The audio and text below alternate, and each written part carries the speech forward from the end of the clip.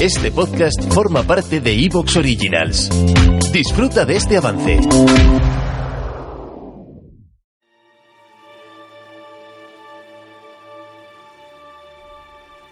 Si la derrota contra Roma dejó a Cartago en una situación muy delicada, la guerra de los mercenarios la dejó al borde del abismo.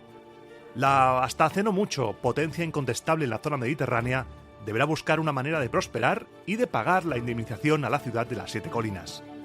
Hoy en Roma Eterna viviremos la aventura cartaginesa por la península ibérica y seguiremos las andanzas de Amílcar Barca y de Asdrúbal el Bello. La trama de este programa va en paralelo con la trama del anterior, así que coge tu falcata y prepárate para honrar la devotio ibérica, que comenzamos.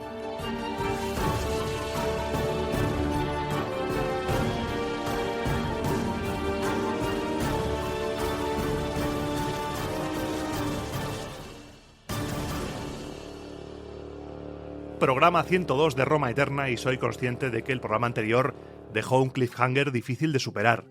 Aníbal Barca sucediendo a Asdrúbal, año 221 a.C., pero creo que es necesario explicar cómo se llega allí desde el bando cartaginés. Estábamos explicando el tema desde el lado romano, con el asunto galo, con la guerra y tal, y ahora toca explicar qué pasó en el bando cartaginés hasta llegar a ese momento. Porque es uno de los momentos más importantes de la historia del podcast y creo yo que es necesario dedicarle un poco de tiempo para poder después disfrutarlo más. Hace 15 días te dejé la miel en los labios, lo sé. Esa última escena con Aníbal Barca tomando el mando de las fuerzas cartaginesas en Iberia es muy potente. Pero ahora te pido un poco de paciencia, vamos a retroceder en el tiempo y te voy a explicar cómo se llegó a ese momento.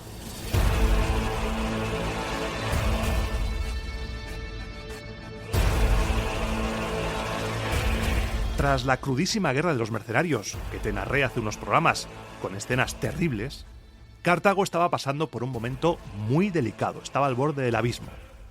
Polibio nos cuenta que nada más enderezar los asuntos en África, se alistaron tropas y las enviaron inmediatamente a parajes ibéricos bajo el mando de Amílcar Barca, el padre de Aníbal. Estamos en el año 237 a.C.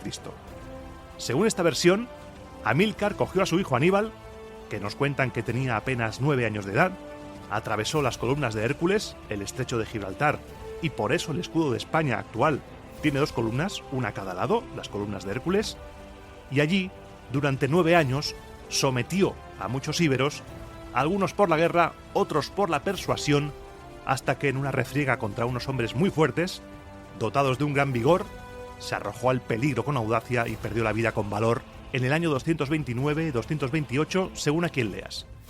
Tras su muerte, le sucedió Asdrúbal el Bello, su yerno. Uno de los objetivos de hoy es intentar ampliar este relato de Polibio. Polibio se queda tan ancho, diciendo que peleó durante 9 años y venga, hasta luego, porque ahí pasa directamente a explicar la guerra en Iliria, lo que te he ido contando en programas anteriores. Pero vamos a intentar ir un poco más allá. Cartago estaba mal. Cartago estaba en una situación complicada. Los recientes conflictos le habían privado de regiones de gran importancia para ellos, como por ejemplo Cerdeña y Sicilia.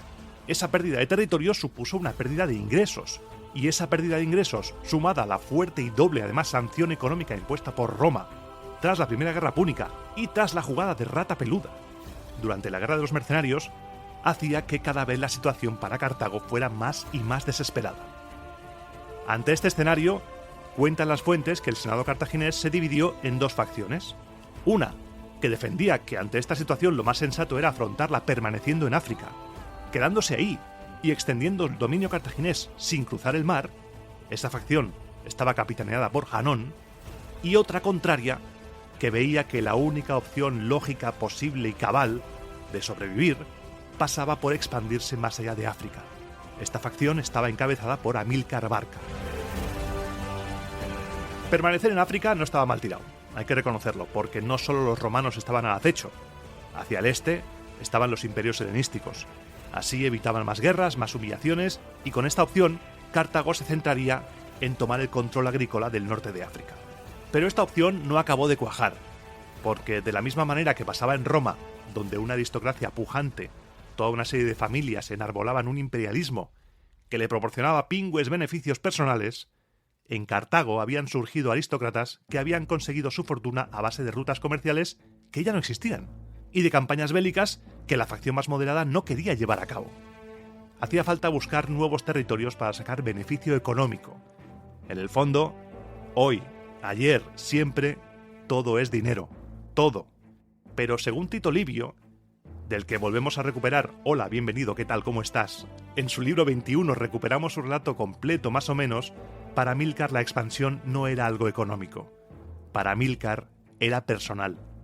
La pérdida de Sicilia y Cerdeña traían a este hombre por la calle de la amargura, ya que pensaba que Sicilia se había dado por perdida demasiado pronto y que lo de Cerdeña había sido una jugada traicionera de Roma que se había aprovechado de la guerra de los mercenarios, cosa en la que no le quitó razón.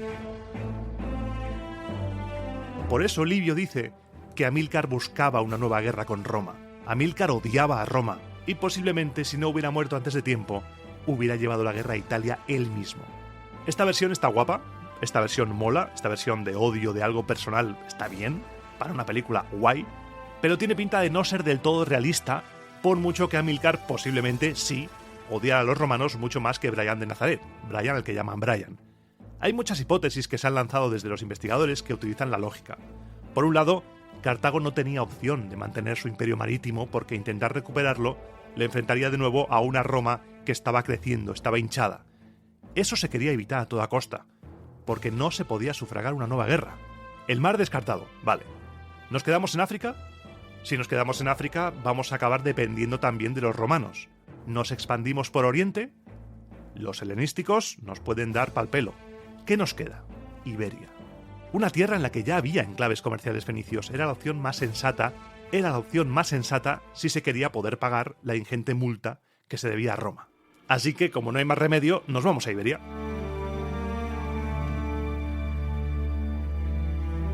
Una vez recibido el ok del Senado cartaginés, Amílcar preparó todo y emprendió la marcha a Iberia con un gran ejército. Y además sabemos por dónde lo hizo. Polibio nos dice que pasó las columnas de Hércules, así que seguramente fuera por tierra desde África y cruzará Gibraltar por el estrecho para ir en dirección posiblemente a Gadir, la actual Cádiz. Y es aquí, con Amílcar preparándose para partir hacia Iberia, cuando nos encontramos con una escena de película que te voy a narrar de dos maneras diferentes. Primero la versión de Tito Livio y luego otra. La versión de Tito Livio dice lo siguiente: Amílcar estaba realizando un sacrificio para que los dioses le fueran propicios en su campaña, y Aníbal, un niño de 9 años, le pide entre carantoñas infantiles que no se vaya sin él. Papá, llévame a Iberia. Amílcar cogió al pequeño Aníbal, le acercó al altar, posó su pequeña mano sobre la víctima del sacrificio y le hizo jurar que tan pronto como pudiera se convertiría en enemigo del pueblo romano.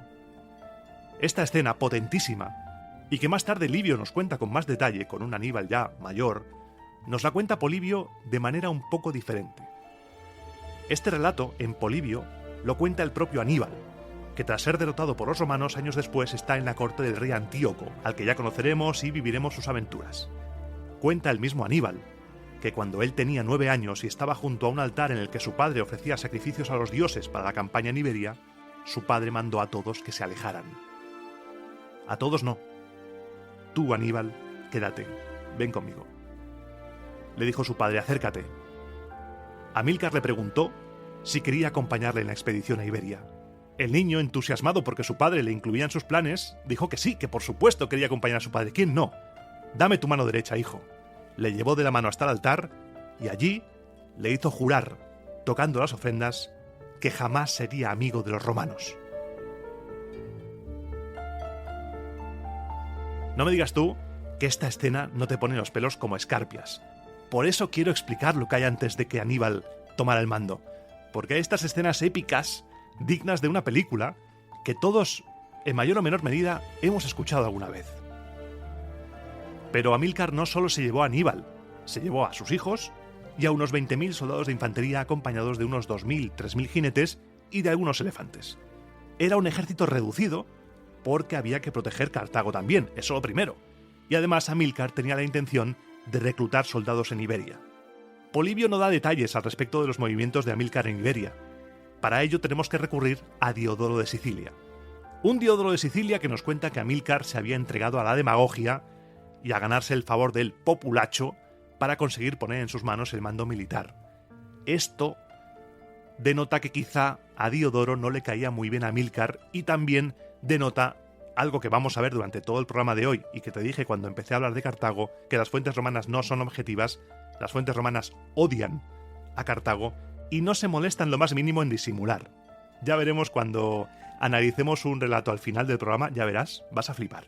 Diodoro nos cuenta que desde Gadir empezó a someter a los asentamientos cercanos que se extendían por la cuenca baja del Guadalquivir, consiguiendo la sumisión de muchas ciudades. ¿Te está gustando lo que escuchas? Este podcast forma parte de Evox Originals y puedes escucharlo completo y gratis desde la aplicación de Evox. Instálala desde tu store y suscríbete a él para no perderte ningún episodio.